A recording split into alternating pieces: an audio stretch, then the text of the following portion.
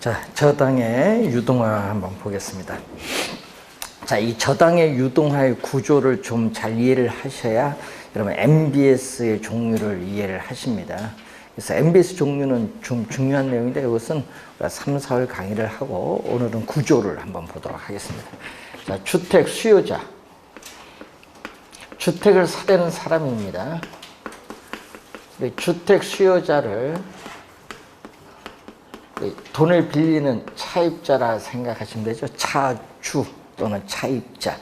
그래서 이 주택 수요자가 뭐를 하냐면 주택 저당 채권을 설정합니다.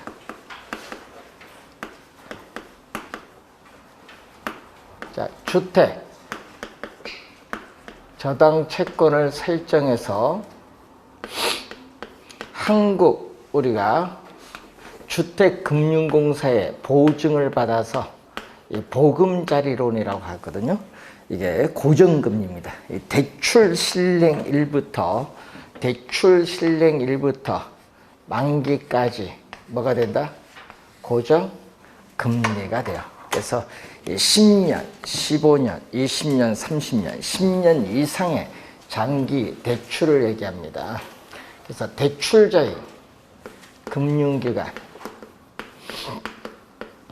자, 대출자인 금융기관, 뭐 은행이나 보험회사 등을 의미하는데 1차 저당 대출 기관이라고 해요. 그래서 1차 우리 저당 대출 기관이라고 하는데, 자, 은행은 우리가 관련해서 한정된 재원을 가지고 있어요. 예? 그래서 여러분이 대출을 해주는 재원이 무한정 존재하는 것이 아니라 한정되어 있다. 그래서 이 한정된 재원을 가지고 계속 대출을 해주다 보면은 이 돈이 부족해지죠. 문제가 생겨요. 여러분이 은행에 가서 돈 찾고자 하는데 돈을 지금 못 해줄 수도 있어요. 자, 그래서 문제가 생길 수 있는데, 그래서 여러분이 주택 구입 자금을 원하는 수요자와 주택 자금을 대출해주는 이 금융기관으로 이루어지는 이 시장을 뭐라고 하냐면은 1차 저당 시장이라고 한다. 1차 저당 시장. 자, 이때 이 금융기관은 이 한정된 재원을 가져다 보니까 이 현금에 있어서의 유동성이 부족해지는 문제가 발생합니다. 유동성 부족에 따라서 이 주택 저당 채권이라는 이 자산을 매각을 해서 현금화를 해야 되는데 이게 어렵다는 얘기죠. 이 현금화가 어려운 위험을 우리는 저번 주에 배우셨던 용어 중에 유동성 위험이 있죠. 이 자산을 매각해서 현금화가 어려운 위험입니다. 이 유동성 위험이 계속 증가를 해요. 이 유동성 부족에 따르는 유동성 위험이 증가하기 때문에 이 문제를 해결하기 위해서 도입된 제도가 2차 저당시장이에요. 그래서 이 주택 저당 채권 자체를 우리는 금융기관은 자산으로 보유하다가 재원이 부족해지면요, 팔아야 돼요. 그래서 팔 때는 우리 하나만 팔 수는 없고 우리는 이 대출 만기가 같은 것끼리, 대출 지역이 같은 것끼리, 또 대출 금액이 같은 것끼리 묶어야 돼요. 패키지에서 묶어야 되는데, 그래서 그 묶는 것을 집합물이라는 용어를 사용해요. 그래서 주택, 이 저당 채권, 뭘로? 시험 문제는요, 이 집합물로란 이 주택 저당 채권 집합물로 출제를 제일 많이 하는데, 이 집합물이 이 풀이라는 영어 단어를 번역한 거예요.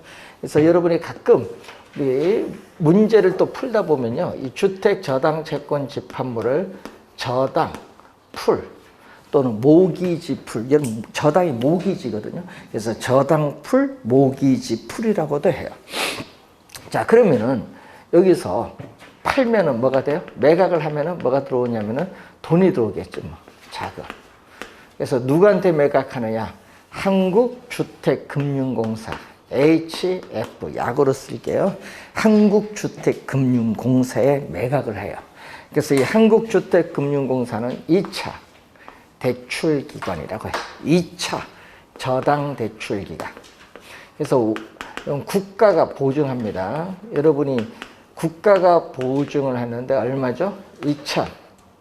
우리가 2004년 3월 2일 설립했다. 자, 2004년 3월 2일 설립된 회사입니다. 국가가 보증하고 있다.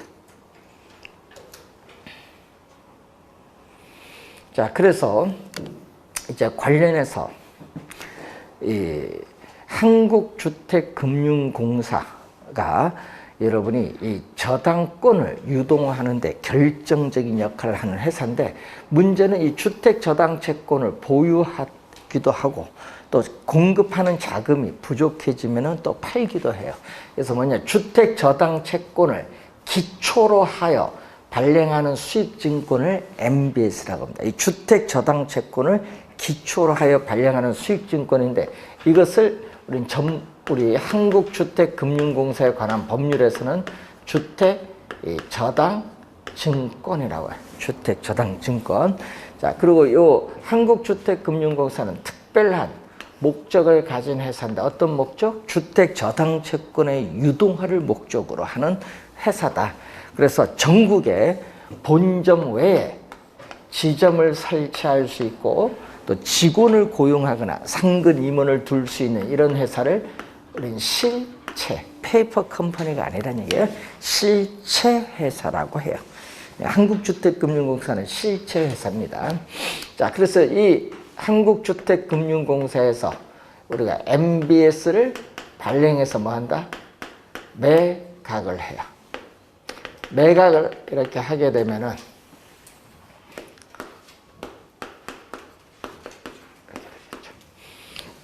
자, 투자자에게 매각해. 뭐 한국투자증권도 있을 거고, 뭐 우리 생명회사일 수도 있고, 뭐 하여튼 이렇게 매각을 합니다. 그럼 투자자로부터 뭐가 들어오죠? 이렇게 자금, 투자자로부터 자금을 조달해서 금융기관에 자금을 제공해주는 이 시장을 2차 저당시장이라고 해요. 2차 저당시장.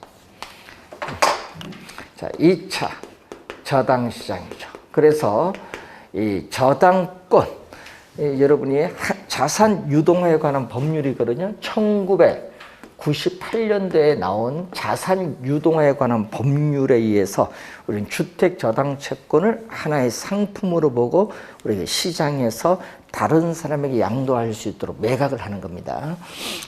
이 저당권에, 그래서 유동화에 결정적인 역할을 하는 시장은 2차 저당 시장입니다.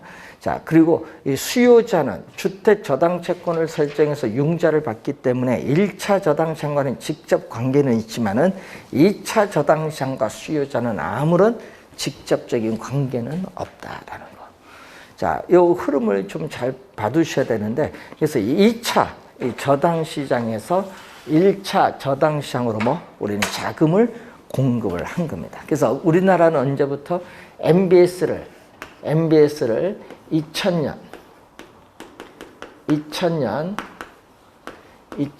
3월 24일에 첫 발행을 했다.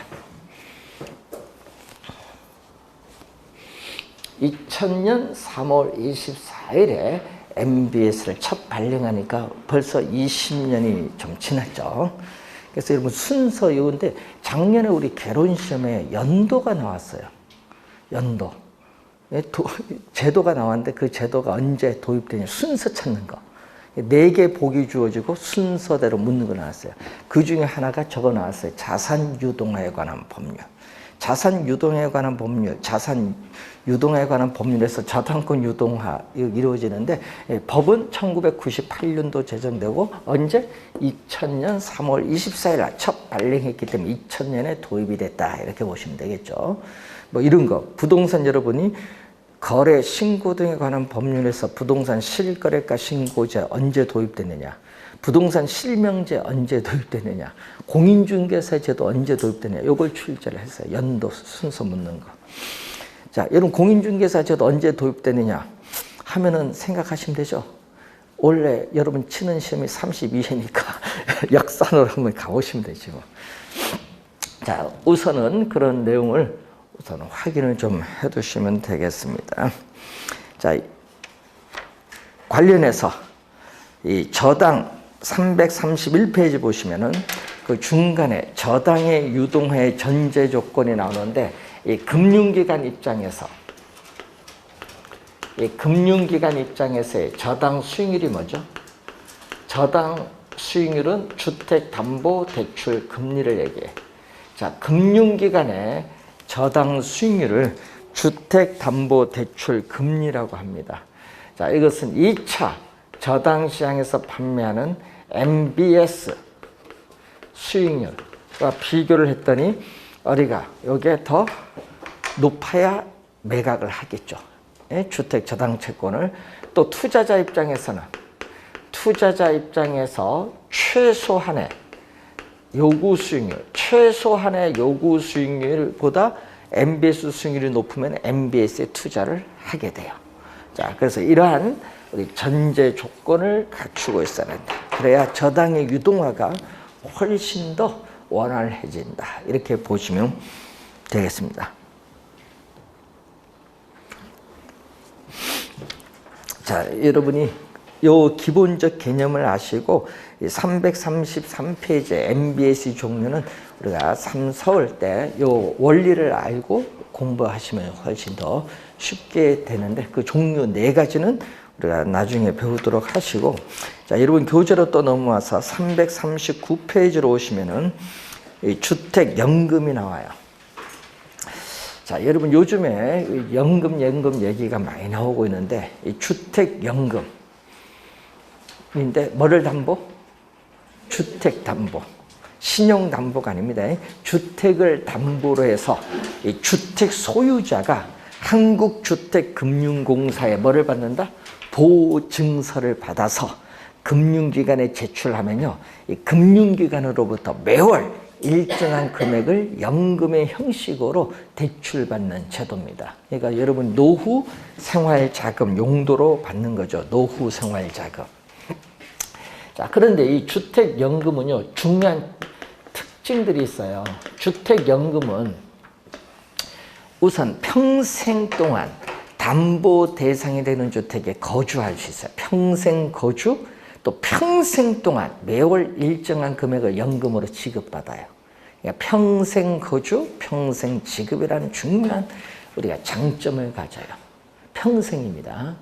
자, 그리고 또 중요한 장점 중에 하나가 국가가 공적으로 보증하고 있어요. 그럼 국가가 보증한다는 건 뭐죠? 주택연금 중단 위험이 없다는 거예요. 자, 여러분 우리 국민연금, 여러분 우리 많이 듣는 국민연금은 국가가 보증하고 있지 않습니다. 그러니까 뭐가 돼요? 국가가 보증하지 않기 때문에 어떻게 돼요? 연금이 고갈되면은 어떻게 돼요? 여러분 연금을 못 받을 수 있죠. 그러니까 잘 관리를 해야 돼요. 국민연금 같은 거는 전문가들이 잘 관리해서 운영을 해야 됩니다. 그래서 제일 하니까 뭐 요즘 뉴스 나오는 거 보면 국민연금이 뭐 한 2050년 후반 가면 뭐 고갈 내니 뭐 얘기 나오는데, 그래서 뭐 국가가 보증하는 걸로 바꿔야 되냐 뭐 얘기하는데, 바꾸려면요 미리 했어야 돼요. 쓸데없는 말인데 연금 계획을 빨리빨리 해야 돼요. 우리나라 연금, 사학연금 있죠, 국민연금 있죠, 군인연금 있죠, 공무원연금 있죠. 이거 빨리 계획을 해야 됩니다. 그래서 왜 계획을 하냐? 여러분이 너무 지급이 많아져 앞으로. 자, 그래서 우선 주택연금은 국가가 보증한다는 거 하나 잘 기억해 두시고, 또 세제상 혜택이 있어요. 자, 여러분 우리 주택 사면요, 국민주택채권 여러분 사야 돼요. 주택 사면은. 자, 그리고 요즘 뉴스에서 많이 나오는 게 증여 많이 나오죠. 뉴스 보면은 이제 자식들한테 뭐 아파트를 증여한다 뭐 그런 얘기도 많이 나오는데, 이 증여를 할 때도요 국민주택채권을 매입을 해야 돼요. 그럼 예를 들어서 6억짜리 아파트를 증여를 한다. 그러면 거기에 관련해서 이 증여에 따른 취득세도 내야 되고, 그게 요즘 몇 프로죠? 요즘 뭐 세금이 옛날에는 3% 정도였는데 요즘 뭐 12% 바뀌어서 뭐 하여튼 이 세금이 많아요. 국민주택 채권 또 매입을 하는데 그게 또 한 1,000만 원 가까이 돼요. 그러니까 여러분 요걸 매입을 면제해줘. 연금 가입을 할 때는 국민주택 채권 매입 의무를 뭐 한다? 면제해줘. 좋죠. 그리고 이자가 있잖아요. 예? 이 대출 받은 거니까 이자 비용에 대해서 연간 200만 원까지는 세액 공제가 됩니다. 좋죠. 또 이것도. 자, 그런 점이 좋아요. 또 주택 가격 5억원까지는 뭐가 돼? 재산세 25%는 감면해줘요. 재산세에 대해서. 그런 세제상의 혜택이 있습니다. 자, 그런데 또 합리적인 상속이 가능하다. 자, 이 합리적 상속이 가능하다는 것은 주택 처분 가격이 있을 거예요. 자, 여러분, 우리 주택 소유자와 배우자 사망을 하면은 주택을 처분을 하거든요. 그러면 이 주택을 처분했을 때 가격과 연금 지급 총액이 있어요. 연금 지급 총액인데, 자, 연금 지급 총액이 5억이다. 주택 처분 가격이 7억이다. 그러면 어떻게 돼요? 이렇게 되죠. 뭐 얼마 남아요? 2억. 이 남는 부분은 채무자인 상속인에게 지급을 해요. 그런데 문제는 주택 가격이 급락을 해서 사기 됐다. 연금은 얼마? 5억인데. 그러면 어떻게 돼요? 1억이 부족하죠. 이 1억이 부족합니다. 이 부족한 부분에 대해서는 국가가 보증했기 때문에 국가 부담이에요.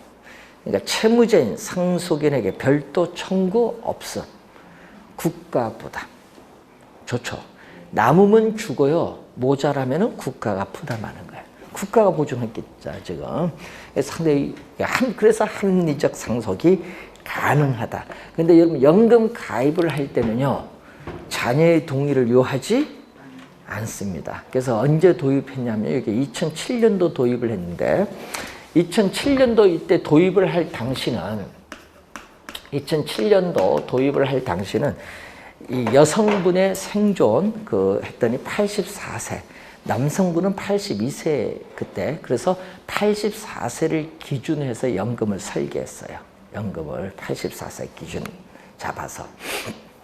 처음 도입을 할 때는 이 금리가 상당히 낮게 적용을 했어요. 도입이 뭐니까 활성화시키기 위해서. 지금은요, 많이 가입을 했죠. 예? 그래서 특히 이제 명절이 지나면 주택연금 가입자가 늘어난대요. 이유는 모르겠지만 명절이 지나면 가입자가 늘어난다고 합니다. 자, 문제는 부모님이 있잖아요. 예? 부모님 연세 드신 분들이 가끔 나올 돈이 없는데 돈을 펑펑 쓰신다. 그러면은 어떻게 돼요? 합리적 의심을 하셔야 돼요. 요거 가입을. 예?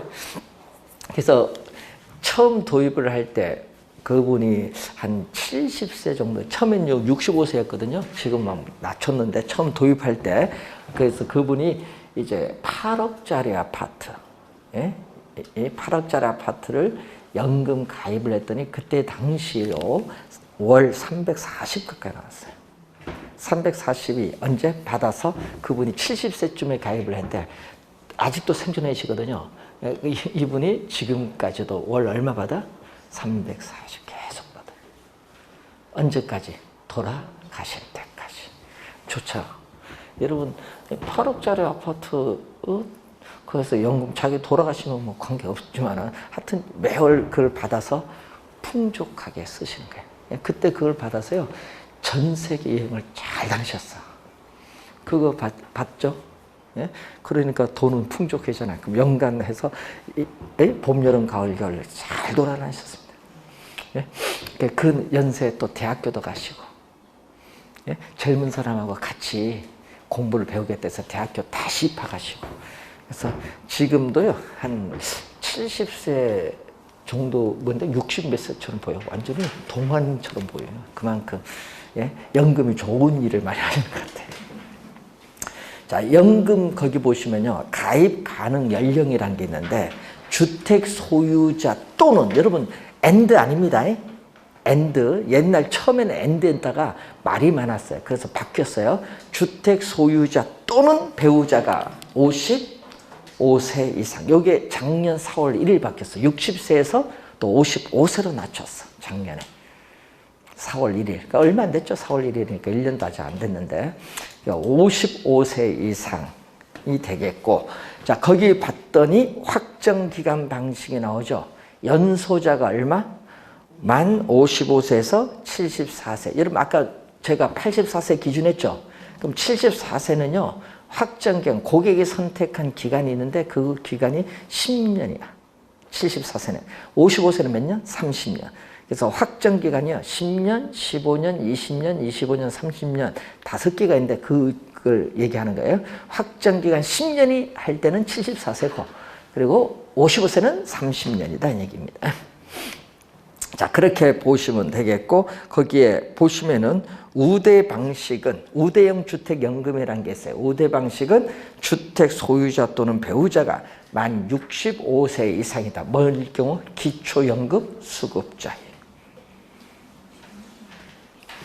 자 그리고 여러분 이제 넘어가서 340페이지 보시면은 주택 보유 수가 나오죠.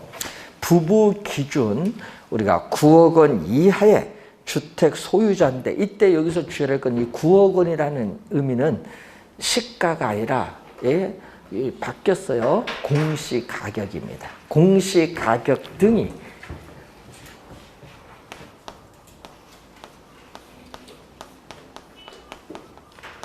공시가격 등이 9억 원 얼마?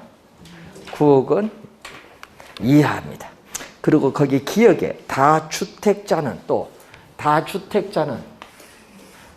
요거 작년 12월 1일에 바뀌었거든요. 다주택자는 공시 가격 등의 합산 가격, 공시 가격 등의 합산 가격이 9억 원 이하이면 연금 가입이 가능하다 이 말이고, 자, 또 공시 가격 등이 9억 원 초과하는 이 주택자는 3년 이내에 1주택을 팔면은 연금 가입이 가능하다. 자, 용어가 바뀌었다는 걸 좀 염두에 두시고, 대상주택에서 또 시가가 아닙니다. 시가가 바뀌었어요. 뭘로 바뀌냐? 여러분 주택 가격이 최근에 너무 많이 급등해서요. 시가가 아니라 뭐 공시, 아까 가격 등이 요거 바뀌어요. 공시 가격. 공시 가격으로 바뀐 겁니다. 시가가.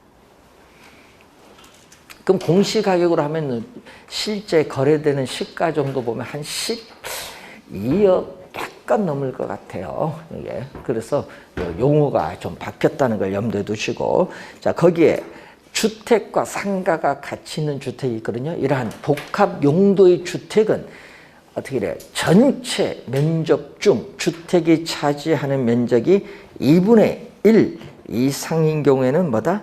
가입이 가능하다. 자, 그리고 거기에 또 그 대상주택에 보면은 9억 원 이하의 주택 및 지방자치단체에 신고된 노인복지주택 했죠? 여기서 또 하나 첨가를 해야 되는데, 여러분 또 여기 작년 12월 1일 또 개정이 돼서 또 들어온 게 있어요. 또 포함되는 게 주거 목적 있죠?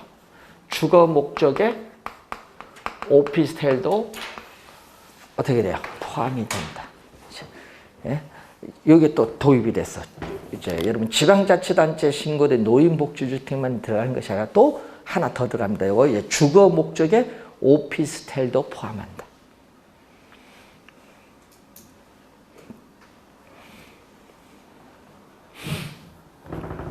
자, 확정기간 방식은 노인복지주택을 뭐 한다? 제외합니다.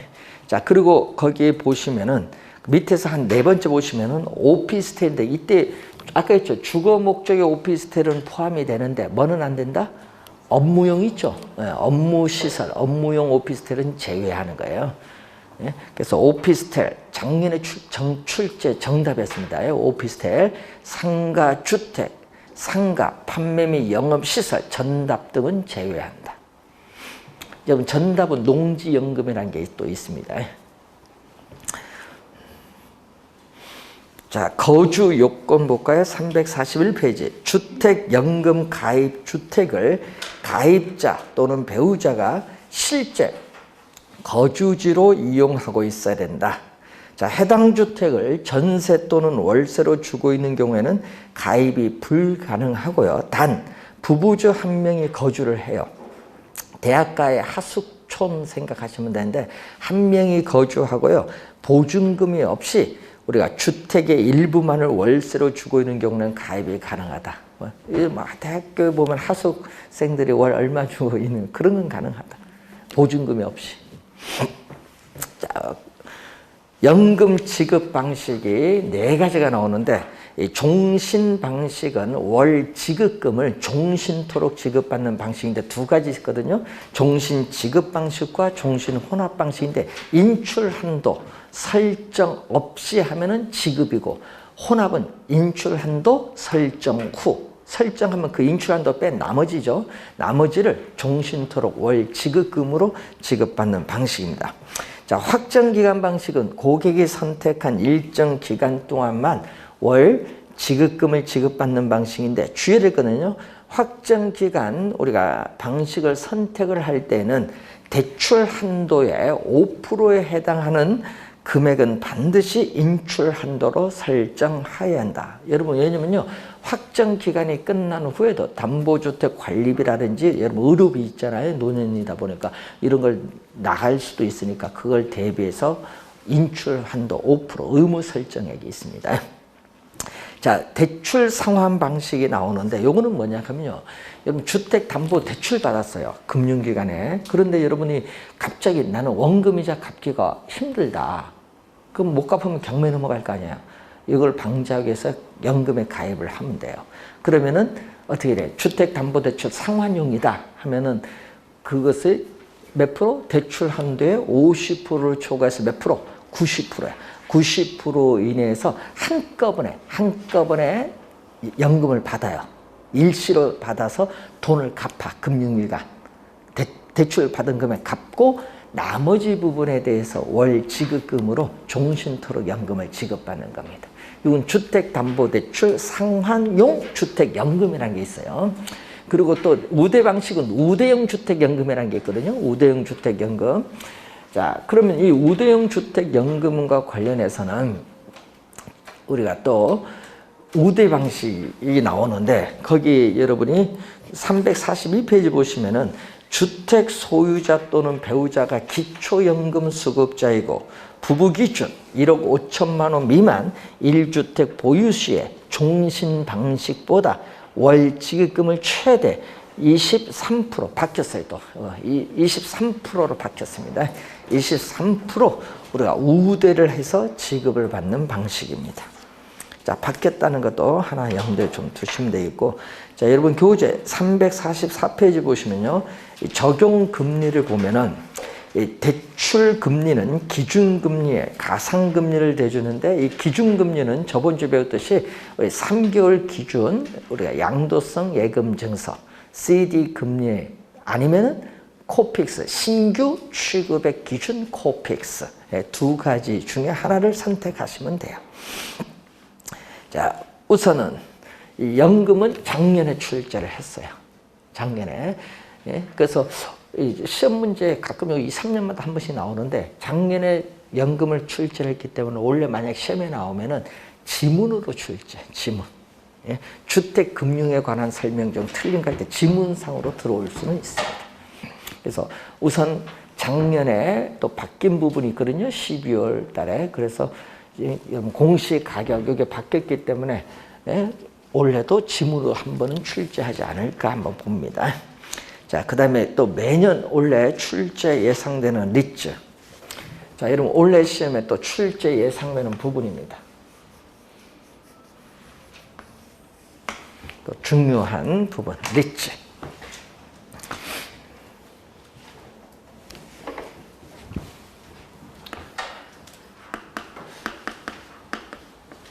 자, 요거 읽으실 때 리츠인데 또 연도를 보시면은 2001년. 자, 2001년 2월 달에 임시국회를 통과해서 언제부터? 7월 1일부터 시행한 제도죠. 그러면 이때 뭐가 통과됐냐 하면 부동산 투자회사에 관한 법률. 자, 부동산 투자 회사에 관한 법률이 통과가 돼요. 그래서 니츠를 우리 뭐라고 번역을 한다? 부동산 투자 회사라고 번역을.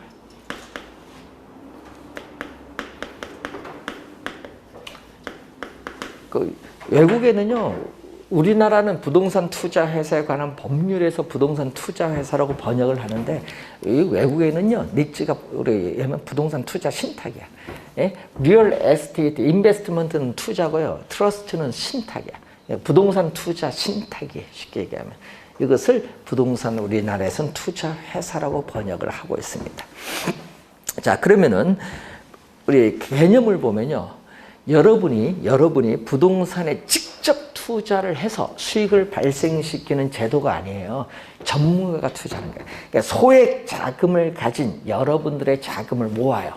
대규모 자금을 만들어서 자산 운영 전문 인력, 이 전문가가 부동산 개발 사업이라든지 임대주택 사업이라든지 또는 부동산 관련 증권 등에 투자를 합니다. 그래서 발생한 수익을 여러분들에게 투자한 지분에 따라 뭘로 줘요? 배당. 지분에 따라 배당의 형식으로 되돌려주는 제도입니다. 본인이 직접 투자하는 것이 아니죠. 그렇기 때문에 뭐다? 본인이 직접 투자하지 않은 것은 뭐다? 간접 투자이면서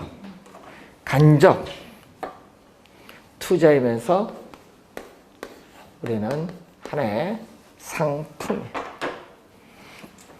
자, 그리고 이 증권회사에 가면은 뮤추얼 펀드라는 게 있는데, 여기에 빗대서 소액 자금을, 대규모 자금을 만들어서 투자를 한다는 의미죠. 그래서 이 증권회사의 뮤추얼 펀드에 빗대서 부동산에 뭐라고 하냐면은 뮤추얼 펀드라고 해요. 부동산의 뮤추얼 펀드라고 얘기를 합니다. 자, 그럼 시험 문제는요, 뭐를 출제냐 하면요, 부동산 투자 회사에 관한 법률 있죠? 법 조문을 출제를 해요. 그래서 조문을 출제를 하는데, 여러분 교재 347페이지 보시면은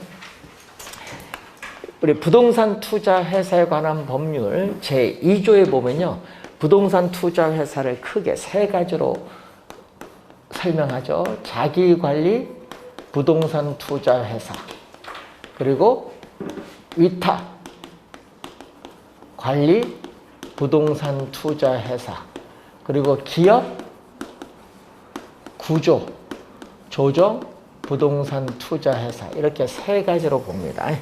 자, 여기서 여러분 거기 개념이 나와 있죠. 개념이 우선 나오는데, 여러분 개념 중에서 어느 거, 자기관리가 한 4번 정도 출제를 했어요. 개념 4번 정도 출제를 한 건데 시험에 많이 나오거든요. 자산 운영 전문 인력을 포함한 임직원을 상근으로 두고 자산의 투자 운영을 직접 수행하는 회사를 자기관리 부동산 투자 회사라고 해요. 그리고 자기관리 부동산 투자 회사는 뭐냐? 전국에 본점 외에 지점 설치할 수 있고 직원을 고용하거나 상근 임원을 둘 수 있다. 이걸 뭐라고 하죠? 실체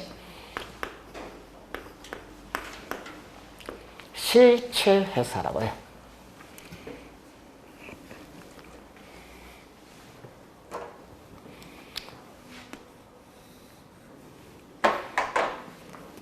자, 위탁관리 부동산 투자 회사는요, 요거는 2년 전에 또 개념이 또 출제했어요. 자산의 투자 운영을 자산관리회사에 위탁하는 회사. 이 지문을 2년 전에 또 출제를 했습니다. 그렇기 때문에 여기는 뭐죠? 여기는 자산의 투자 운영을 자산관리회사에 우리가 위탁을 하는 거죠. 그렇기 때문에 여기는 본점 외에 지점을 설치할 수 없고 직원을 고용하거나 상근 임원을 둘 수 없는 요거 페이퍼 컴퍼니라고 해요. 명목회사. 그러니까 서류상으로만 존재하는 회사죠. 페이퍼 컴퍼니입니다. 자, 우선 요 관련해서 한번 또 보시고, 시험 문제 또 우리가 많이 나오는 지문 중에, 자, 거기에 여러분이 법 조문을 한번 볼까요? 자, 제3조 봅니다. 부동산 투자 회사는 주식 회사로 한다. 상법상 주식 회사입니다. 그래서 부동산 투자 회사는 2법, 부동산 투자 회사에 관한 법률에서 특별히 정한 경우를 제외하고는 상법에 적용을 받는다. 왜? 상법상 주식 회사니까. 자, 세 번째, 부동산 투자 회사는 그 상호에 부동산 투자 회사라는 명칭을 사용하여야 한다. 하여야는 반드시란 얘기죠. 자, 그리고 거기에 제5조 보면은 주식회사니까 발기인을 모집을 해야 됩니다. 그래서 발기 설립의 방법으로 하여야 한다. 2항 보면요, 부동산 투자회사는 현물 출지한 설립을 할 수 없다. 없다의 동그라미. 여러분, 요거 시험 문제에 여러분이 3년 전에 요거 뭘로 있다로 출제했어. 말을 바꿔버립니다. 자, 설립 자본금도 시험에 많이 나오는 용어. 자, 여러분이 설립 자본금.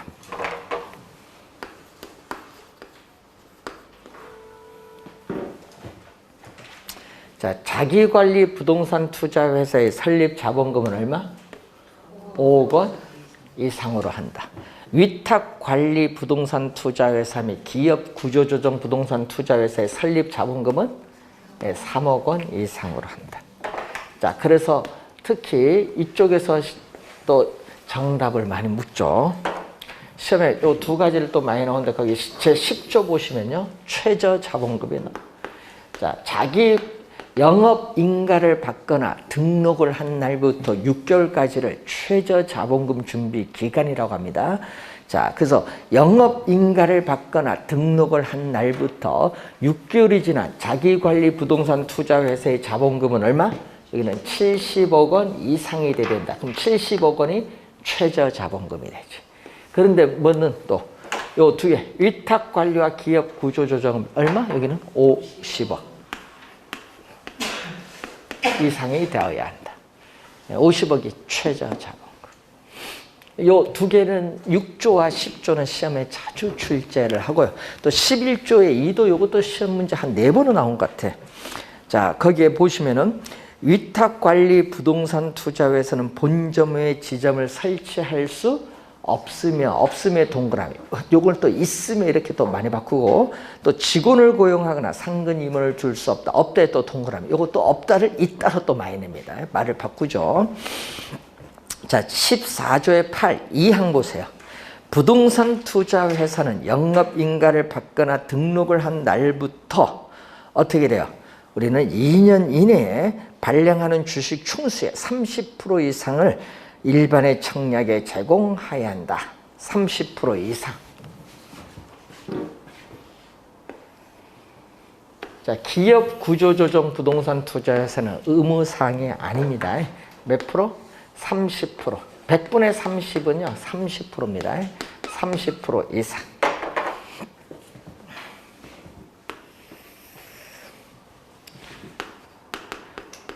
자, 그리고 거기 15조 1항을 보면은 주식 분산인데, 요걸 여러분이 2년 전 30회 시험에는 요걸 또 뭘로 출제냐 그러면 주식 분산 대신에 요걸로 출제했어. 1인당 주식 소유 한도로 출제를 말을 바꿔서 해버렸어요. 2년 전에 시험에. 자, 그래서 15조 1항 봅니다. 주주 1인과 그 특별 관계자는 최저 자본금 준비 기간이 끝난 후, 자, 끝난 후에는 부동산 투자 회사가 발행하는 주식 총수의 몇 프로? 50%. 50%를 초과하여 주식을 소유하지 못한다. 예, 요것도 몇 프로? 여기서 50%. 100분의 50. 100분의 50. 50%를 뭐? 초과. 50%를 초과하여 주식을 소유하지 못한다. 기업 구조조정 부동산 투자 회사는 어떻게 돼요? 적용하지 않는다.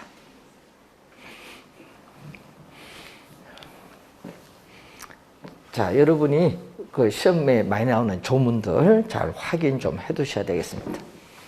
자, 요 외에도 그 다음에 또 많죠. 현물 출자 19조로 한번 가볼까요? 부동산 투자회사는 영업인가를 받거나 등록을 하고 최저 자본금 이상을 갖추기 전에는, 자, 갖추기 전에는 밑줄. 자, 현물 출자를 받는 방식으로 신주를 발행할 수 없다. 없다를 또 뭘로? 있다로 출제 많이 합니다. 없다.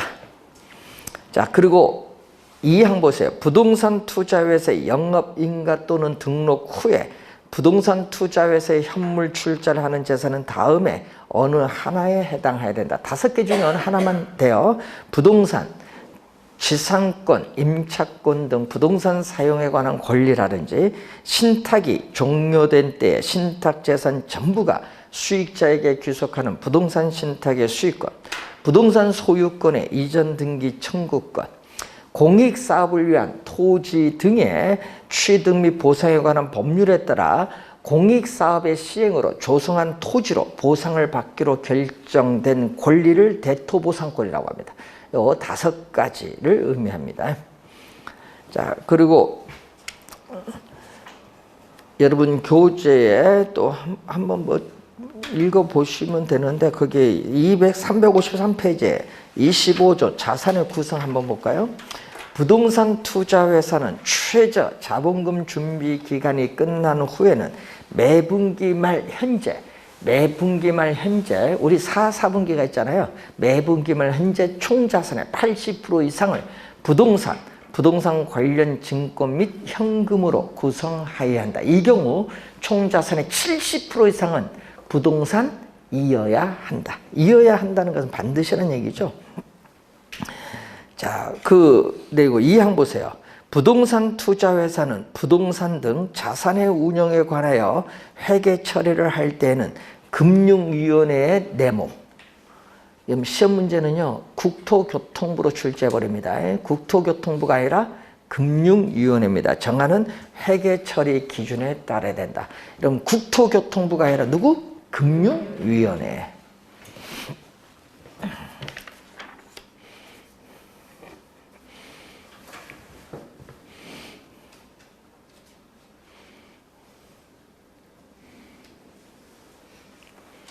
자, 배당으로 가겠습니다. 355페이지에 28조. 부동산 투자회사는 해당 연도 이익 배당 한도의 90% 이상을 주주에게 배당하여야 한다. 이 경우 이익준비금은 적립하지 아니한다. 2항 볼까요? 제1항에도 불구하고 자기관리 부동산 투자회사인 경우 올해 12월 31일까지 해당 연도 이익 배당 한도의 50% 이상을 주주에게 배당하여야 하며 이익준비금을 적립할 수 있다. 자, 거기 보니까 해당 연도 이익 배당 한도의 50% 이상, 90% 미만으로 50% 이상, 90% 미만으로 이익 배당을 정하는 경우에는 주주총회 특별 결의를 하고, 그리고 90% 이상으로 이익 배당을 정하는 경우에는 뭐죠? 이거는 주주총회 결의. 위에는 특별 결의고 밑에는 결의입니다. 50% 이상 배당할 때. 자, 그리고 3항 위탁관리 부동산 투자회사가 이익을 배당할 때는 이익을 초과하여 배당할 수 있다. 이 경우 초과 배당금 기준은 해당 연도 감가상각비의 범위에서 대통령령으로 정한다. 자, 29조 2항 갑니다. 자금 차입 및 사채 발행은 자기 자본의 2배를 초과할 수 없다. 즉 자기 자본의 2배 이내를 원칙으로 하는데 예외가 있어요. 다만 주주총회 특별 결의를 한 경우에는 그 합계가 자기 자본의 몇 배? 10배를 넘지 아니하는 범위에서 자금 차입 및 사채 발행을 할 수 있다.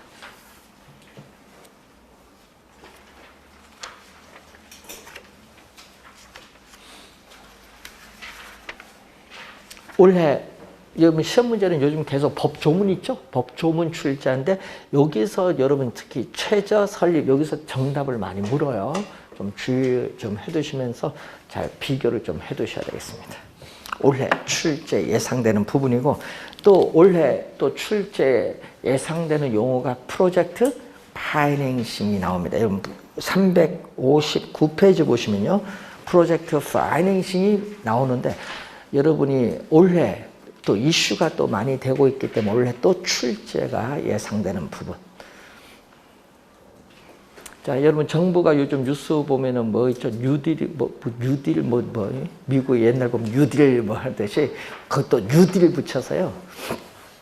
요즘 뭐 개발 사업을 뭐 이제 뭐 하려고 뭐 해서 뭐 지금 뭐 펀드도 만들고 뭐 하는데 그런데 그게 위험성이 좀 높죠. 개발 사업이란 게.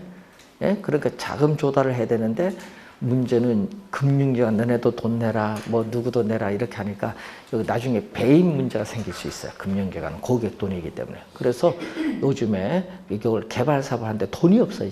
그럼 코로나 때문에 지금 보세요. 예산 빵꾸 나니까 지금 어떻게 할 방법이 없습니다.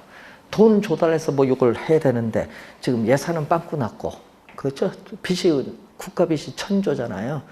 빵꾸 나니까 결국은 뭐 PF 갖고 자금을 조달을 해야 되는데 이제 이것도 이제 문제죠. PF 어떻게 조달할 거냐. 그래서 원래 출제 예상이 되는 부분입니다. 그래서 여러분께서 자금 조달하는 방법에서 프로젝트 대규모 자금이 소요되는 개발 사업에 어떻게 자금을 조달하느냐. 특히 도로, 철도, 항만 있죠. 이런 사업, 또 유전 개발 사업 뭐 이런 건데, 자 여러분 우리 대통령께서 저 밑에 신안 쪽에 가셔서 발표하시되 풍력 그 자원에 57조를 투입을 한다 하는데, 여러분 풍력 자원에 57조를 투입을 한다. 돈 어디서 가져올 건지 난 이해를 못해요. 57조란 돈을. 그래서 그것도 풍력 자원은 쉽지가 않은 거거든요. 태양광도 마찬가지만. 그래서 우리나라는 이제 산지가 많아서요. 쉽지가 않아요. 풍력 자원도 어떻게 쉽지가 않은 사업이에요. 그게. 풍력 바람 돌아가야 되는데 그게 쉽지 않은 사업. 그래서 그것은 이 천여의 자원, 기후와 많이 관련이 있어요. 그래서 그걸 잘 확인해 두셔야 되는데, 그래서 여러분 나중에 투자를 할 때 이렇게 하여튼 개발 사업에 자금 조달하는데 대규모 자금 조달해야 된다면은 PF라는 거 꼭 기억을 해 두시고 올해 출제 예상되는데 그 내용은 잠시 쉬고 설명하겠습니다.